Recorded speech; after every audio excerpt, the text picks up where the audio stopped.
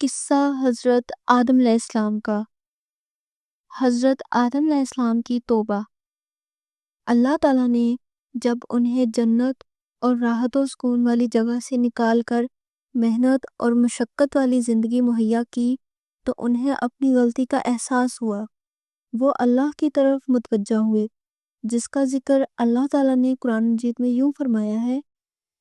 ترجمہ: کیا میں نے تم کو اس درخت کے پاس جانے سے منع نہیں کیا تھا اور جتا نہیں دیا تھا کہ شیطان تمہارا کھلم کھلا دشمن ہے؟ دونوں عرض کرنے لگے کہ پروردگار، ہم نے اپنی جانوں پر ظلم کیا، اور اگر تو ہمیں نہیں بخشے گا اور ہم پہ رحم نہیں کرے گا تو ہم تباہ ہو جائیں گے۔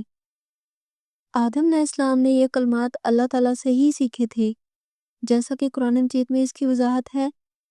ترجمہ: پھر آدم نے اپنے پروردگار سے کچھ کلمات سیکھے۔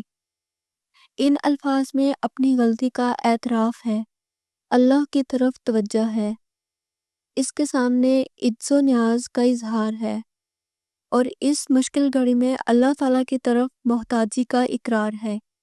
آدم علیہ السلام کی اولاد میں سے جس شخص کو یہ راز سمجھ میں آ گیا، اس کی دنیا بھی سنور جائے گی اور آخرت بھی۔ اولاد آدم علیہ السلام اور قصہ حابیل و قابیل۔ اللہ تعالیٰ نے حضرت آدم اور حوا علیہ السلام کو کثیر اولاد عطا فرمائی۔ سورہ نساء میں اس واقعے کو بیان کرتے ہوئے فرمایا، لوگو، اپنے پروردگار سے ڈرو، جس نے تم کو ایک جان سے پیدا کیا اور اسی سے اس کا جوڑا بنایا، پھر ان دونوں سے کثرت سے مرد و عورت پیدا کر کے روئے زمین پر پھیلا دیے۔ اور اللہ سے ڈرو جس کے نام کو تم اپنی حاجت براری کا ذریعہ بناتے ہو، اور قطع رحمی سے بچو، کچھ شک نہیں کہ اللہ تمہیں دیکھ رہا ہے۔ نیز فرمایا۔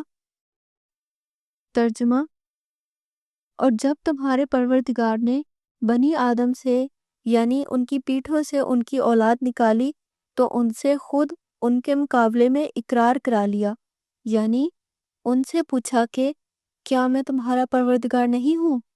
وہ کہنے لگے، کیوں نہیں، ہم گواہ ہیں کہ تو ہمارا پروردگار ہے۔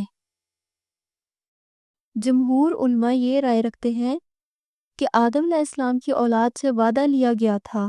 انہوں نے اس حدیث سے بھی استدلال کیا ہے کہ حضرت انس بن مالک رضی اللہ عنہ سے مروی ہے۔